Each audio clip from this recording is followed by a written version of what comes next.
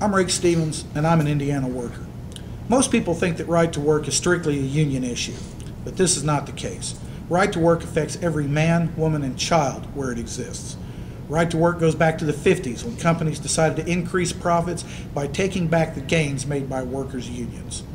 They formed the National Right to Work Committee, which began spreading lies and rumors, attacking labor unions and any group that attempted to organize labor. They made outrageous claims that right to work would improve living conditions, create more jobs, and attract industry in those places where it exists. You can see for yourself that the very term right to work is an incredible conceit to cover objectives that do anything but help those who work for a living. Many saw this for what it was then. Martin Luther King Jr., as far back as 1961, said, "In our glorious fight for civil rights, we must guard against being fooled by false slogans such as right to work. It is a law to rob us of our civil rights and job rights. Its purpose is to destroy labor unions and and the freedom of collective bargaining by which unions have improved wages and working conditions for everyone. Wherever these laws have been passed, wages are lower, job opportunities are fewer, and there are no civil rights. We do not intend to let them do this to us. We demand this fraud be stopped. Our weapon is our vote," unquote. And now, more than ever, the truth of Dr. King's words can be plainly seen. Exactly what are right-to-work laws? Right-to-work laws demand that labor unions protect all employees covered by a collective bargaining agreement or contract while letting the employees decide if they want to pay union dues to cover this protection. These laws force unions to provide legal protection to some who do not pay for them. No other business in the world is forced to provide services for free. It is simply and plainly an anti-union ploy designed to destroy unions through bankruptcy.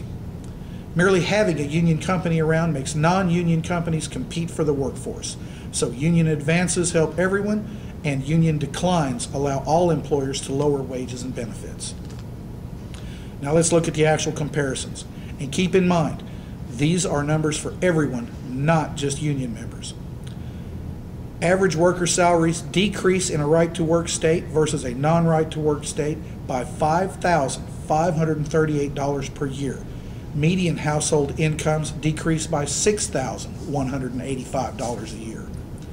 The percentage of workers with job-based health insurance decreases by 3.9% in right-to-work states. That number reflects how well you will be able to care for your family in a medical situation, and it gets worse.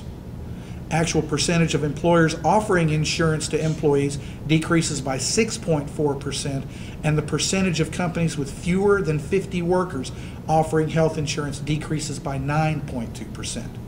Right to work hurts everyone, including our children.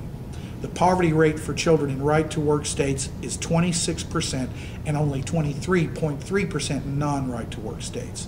And sadly, infant mortality is 16% higher in right-to-work states. 16%. Finally, workplace deaths are an incredible 53% higher in right-to-work states. And don't let these politicians tell you that they don't know these facts. Right-to-work proponents claim that their system increases the number of jobs and the state's attractiveness to industry. But the facts show the lies. Of the 10 states with the highest unemployment, 7 of them, including the nation's worst unemployment, Nevada, are right-to-work states. Even right-to-work supporters admit that it results in lower-paying jobs. And on November 4th, 2011, one of right-to-work's most outspoken supporters, Indiana Governor Mitch Daniels, said that it was correct that right-to-work states have lower average wages. It doesn't occur to Governor Daniels that supporting right to work is telling hardworking men and women in Indiana that, as far as he is concerned, it's okay for them to have the second best jobs. It's okay for them to have second-class benefits, second-class safety, and a second-class education for their kids. He supports this even though a recent study shows that only 37% of Indiana citizens support right-to-work laws. And the same holds true for every politician in this country who tells you that he or she supports right to work because it's for your good. Thank you.